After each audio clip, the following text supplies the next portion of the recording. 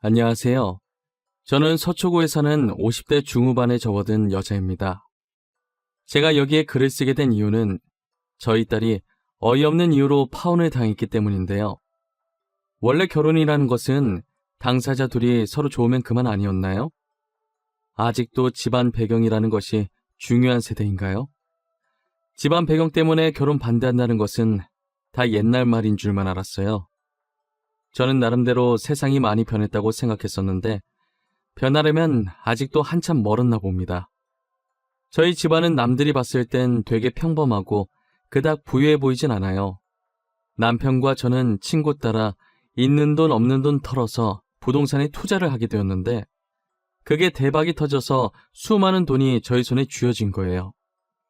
그 뒤로 저희는 약간의 돈으로 주식을 하기 시작했고 정말 운이 좋았던 건지 주식으로도 꽤나 많은 돈을 벌어들일 수 있었어요.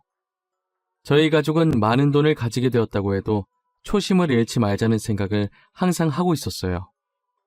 남편은 돈 생겼으니 괜히 사업하겠다는 헛된 생각을 하지 않았고 다니던 직장을 꾸준히 계속 다녔어요. 저는 원래 하고 있던 프레시, 그러니까 흔히 알고 있는 야쿠르트 아줌마를 계속해왔습니다. 집도 이사가지 않고 옛날부터 살던 주택에서 지금까지 살고 있어요. 그리고 이제 사회초년생인 딸은 제가 들고 있던 건물 1층에서 카페를 하나 차렸죠. 카페에서 일하면서 매일 커피를 사가는 남자와 연애를 시작했다고 하더라고요. 예비 사위는 바로 옆 건물에서 일하고 있는 멀끔한 청년이었어요. 딸은 결혼하겠다고 예비 사위를 집에 데리고 온 적이 있었는데 서글서글한 게 마음에 들었어요.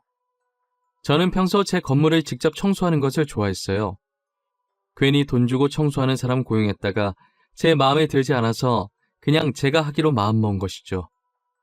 예비 사위는 그런 저를 몇 번 본 적 있다면서 아는 척을 하더라고요.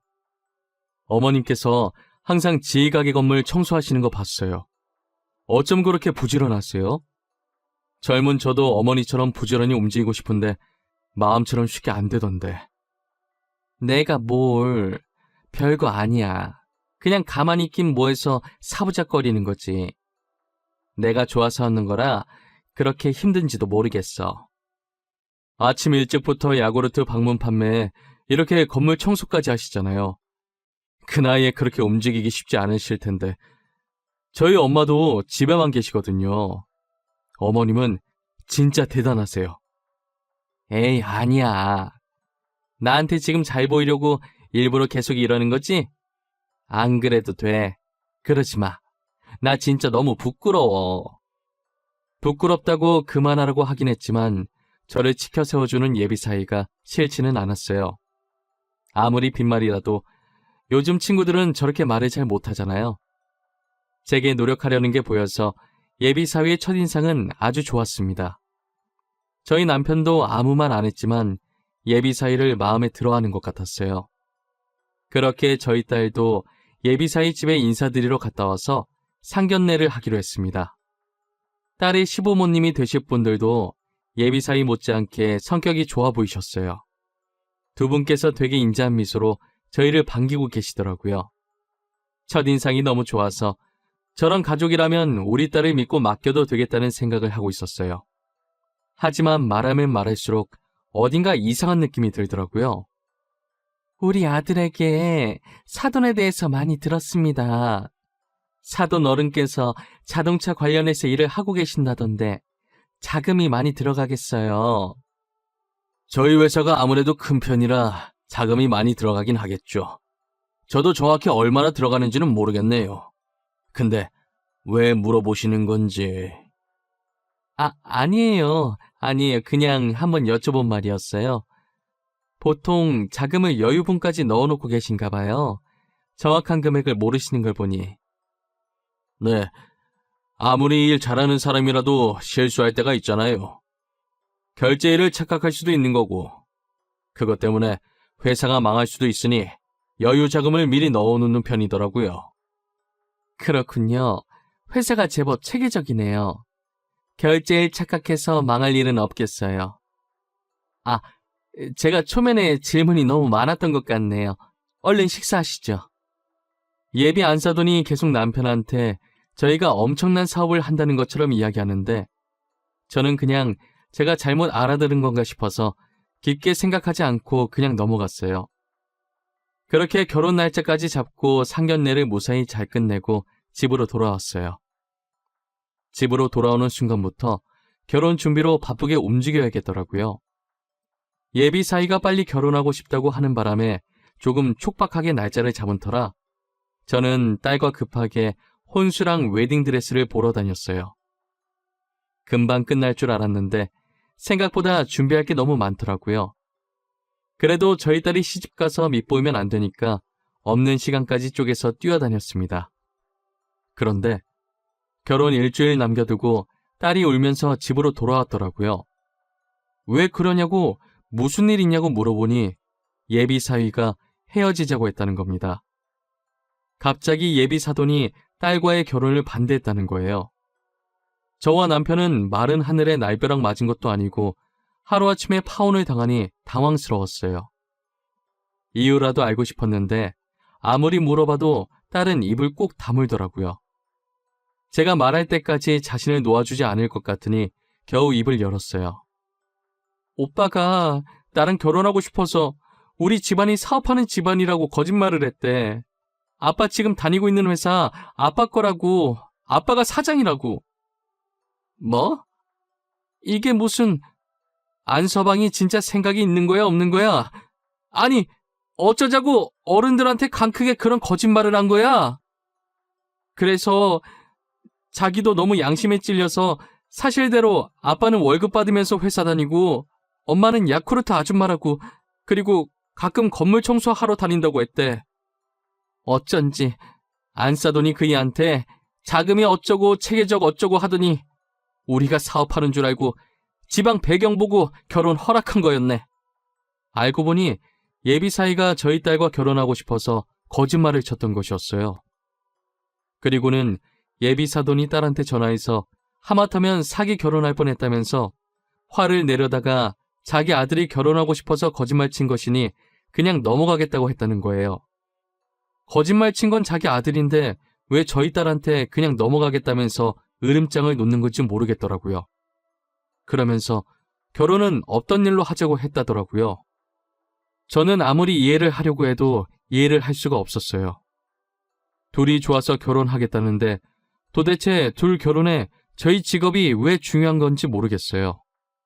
결혼하면 부부끼리 알아서 먹고 사는 거지 제 직업으로 먹고 사는 게 아니잖아요. 저는 파혼하는 이유가 납득이 안 갔지만 오히려 잘 됐다고 결혼하기 전에 본성을 드러내서 다행이라면서 울고 있는 딸에게 괜찮다면서 다독여줬어요. 딸은 처음에 예비시댁이 그런 얘기를 했을 때 단지 남자친구와 헤어져야 한다는 사실 하나만으로 슬퍼서 눈물이 났었는데 곱씹어보니 저희를 거짓 취급한 것 같다면서 너무 화가 난다더라고요. 그리고 갑자기 폰을 들더니 어디론가 전화하기 시작했어요. 오빠, 부모님 진짜 너무한 거 아니야? 어떻게 돈으로 사람을 평가할 수가 있어? 내가 진짜 생각할수록 화가 나서 못 참겠어. 오빠는 왜 그런 거짓말을 해서 이 꼴을 만들어? 지희야, 내가 미안해. 나 진짜 너랑 결혼하고 싶어서 그랬던 거야. 그런데 부모님이 이렇게까지 반대하실 줄은 몰랐어. 진짜 내가 입이 10개라도 할 말이 없다. 진짜 오빠가 제일 나빠.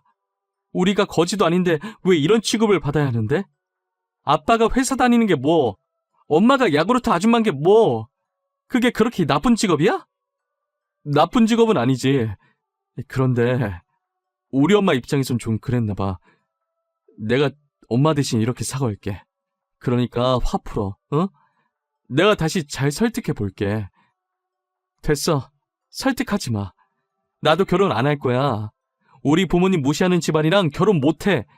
그리고 엄마 건물, 엄마가 자기 건물 청소하겠다는데 그렇게 못마땅할 일이야? 지혜야, 방금 뭐라고? 너네 엄마 건물? 너 지금 하는 카페 건물 말하는 거야? 그게 어머님 건물이야? 우리 엄마 건물이다. 어쩔래? 우리 가족 부동산으로 돈을 아무리 많이 벌었어도 하시던 일 그만두지 않고 계속 다니신 성실한 사람들이야. 이렇게 욕먹으실 분들 아니라고. 지혜야, 잠시만. 잠시만 좀 흥분을 가라앉혀봐. 내가 나중에 다시 전화할 테니까 조금만 기다려. 알겠지? 딸은 저희가 아무 잘못 없이 무시당한 게 화난 나머지 그 건물이 제 건물이라고 했다더라고요.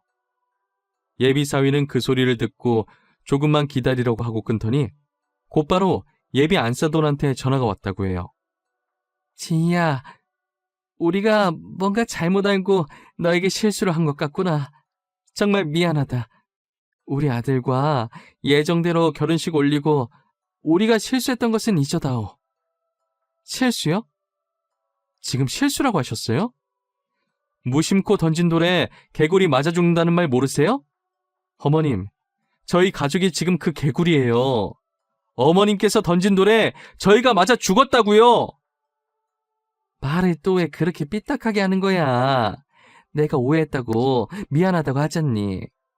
우리 아들이랑도 예정대로 결혼하라고 했는데 왜 이렇게 화가 난 거야? 아까는 결혼 반대라면서 사기 결혼이라고 그렇게 저한테 난리치시더니 왜요? 그 건물이 저희 엄마 건물이라고 하니까 결혼시키고 싶은 마음이 생기셨나 봐요? 그런 게 아니야. 내 말 좀 들어줘. 지희야, 우린 정말 오해하고 홧김에 그런 말 한 거야. 정말 별 뜻은 없었어.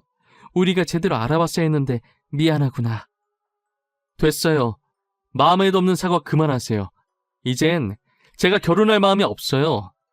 그럼 이만 끊겠습니다. 다시는 연락하지 마세요. 딸은 단호하게 한치의 흔들림도 없이 결혼하지 않겠다고 딱 잘라서 말하고 끊더라고요. 예비 안사돈은 딸과 통화 이후로 과일 바구니를 들고 저희 집에 찾아와서 죄송하다고 고개를 숙이더라고요. 여기까지는 어쩐 일이세요? 딸이 이미 이야기 다 끝낸 걸로 아는데요. 저희에게 더 하실 말씀이라도 남아있는 건가요?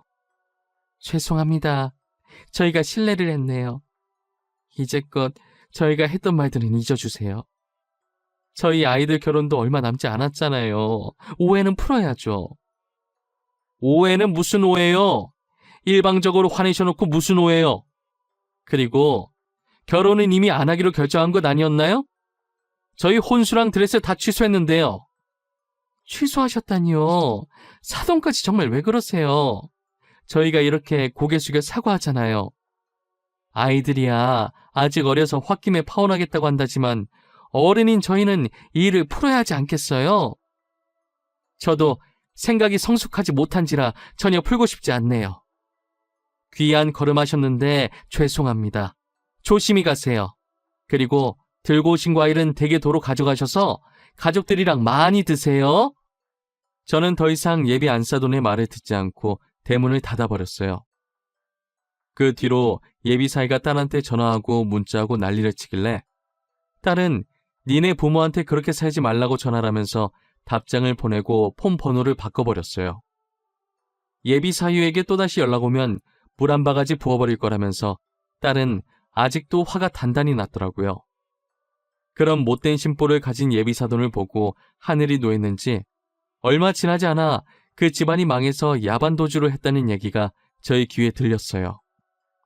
저희 가족은 그 소리에 돈돈거리더니 결국 망했냐면서 쌤통이라고 생각했어요. 그렇게 그 가족에 대해 점점 잊어갈 때쯤 새로운 소식을 듣게 되었어요. 지인의 말에 의하면 무슨 돈이 있었는지 모르겠지만 조그만 떡볶이 가게를 하나 차렸다고 하더라고요. 저는 가진 게 돈밖에 없는지라 돈으로 복수를 해줘야겠다고 생각이 들었어요. 직업의 편견 가지고 돈 없는 사람 취급하면서 무시했으니 저도 똑같이 돈으로 쥐락펴락하면서 장난을 조금 해보고 싶었어요. 지인이 말한 떡볶이 가게가 있다는 건물을 제가 샀어요. 그리고 조카를 시켜서 월세를 2배로 받아와 달라고 부탁했죠. 이모, 내가 다음 달부터 월세 2배로 달라고 하니까 돈 없다는데? 나보고 건물주 만나게 해달라네? 자기가 한번 부탁해보겠다고. 이모 어떻게 할까? 그래? 나한테 부탁해보겠대? 지금도 같이 있어? 그럼 내가 지금 너한테 주소 하나 보낼 테니까 내일 거기로 오라고 말해. 방금 주소 문자로 날라왔네. 알겠어. 이쪽으로 가라고 할게. 다음에도 부탁할 거 있으면 말하고. 저는 조카의 말을 듣고 딸이 일하는 카페 주소를 적어서 보내줬어요. 그리고 다음날 여유롭게 창밖을 보면서 커피를 마시고 있는데 입구에서 살짝 경직된 채로 서 있는 예비 안사돈을 보게 되었죠. 그러더니 떨리는 손으로 문을 열고 두리번거리기 시작하더라고요. 여기가 제 딸의 카페인 걸 아니까 건물주가 어느 정도 저라는 느낌이 들었을 거예요. 아니나 다를까 저랑 눈이 마주치더니 살짝 뒷걸음질을 치더라고요. 오랜만에 다시 보게 되니 꼴이 많이 아니었어요. 예전엔 온몸에 명품을 휘감고 있더니 지금은 다 낡은 옷을 입고 있더라고요. 저는 손을 흔들며 여기라면서 월세 때문에 온 거 아니냐고 말했어요. 예비 안사돈은 어쩔 줄 모르겠다는 표정으로 쭈뼛거리며 제 앞에 앉았어요. 커피 마실 거냐고 물어보니 대답은 하지 않고 고개만 절레절레 흔들더라고요. 질질 끌 필요 없으니까 본론부터 얘기할게요. 다음 달부터 월세 2배로 올릴 생각입니다. 조카한테 들어보니까 월세 낼 돈이 없다고 하시던데 돈 없으면 나가주셔야겠어요. 사돈, 아직까지 저희한테 화가 많이 나신 건가요? 어떻게 해야 화가 풀리시겠어요? 저희 정말 반성 많이 했습니다. 지금까지 많이 뉘우치면서 살았어요. 꼴을 보니 반성 안 하곤 못 베기겠네요. 그런다고 익은 고기가 생고기로 돌아오진 않죠. 상처가 아물어도 흉터는 남아있어서 잊으려고 해도 잊을 수가 없더라고요. 저희를 용서하지 않으셔도 됩니다. 하지만 가게만큼은 건들지 말아주세요. 저 이 가게까지 잘못되면 저희 가족들 정말 길거리에 나앉아야 돼요. 제발요. 그러게 결국 이렇게 될 걸. 그때 왜 저희 딸한테 그리고 저희한테 상처를 주신 거예요? 저희가 뭘 그렇게 잘못했다고 어린아이에게 상처 주면서까지 매정하게 구셨냔 말입니다. 정말 잘못했어요. 저희도 그땐 부유함이 영원히 계속될 줄만 알았어요.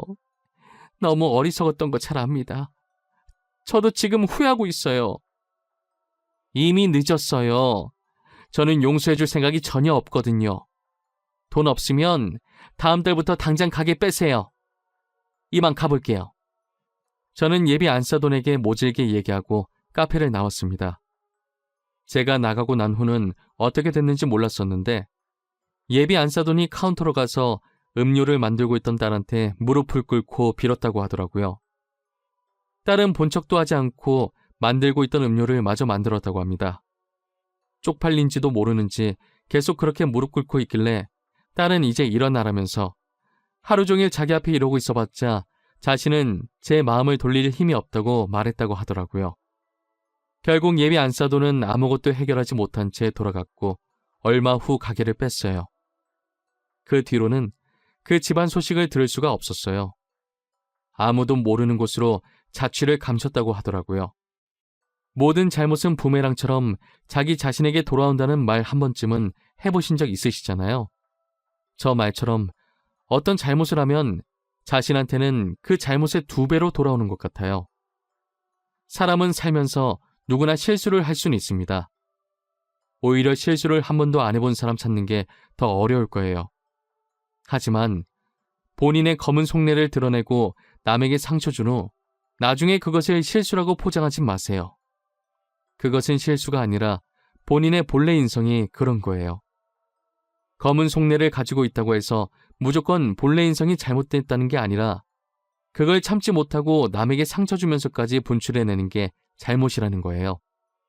여러분들도 어떤 말을 할 때든 2번이고 3번이고 생각을 하신 후에 이 말이 세상 밖으로 나와도 누군가 다치지 않겠다 싶으실 때 내뱉으셨으면 좋겠네요.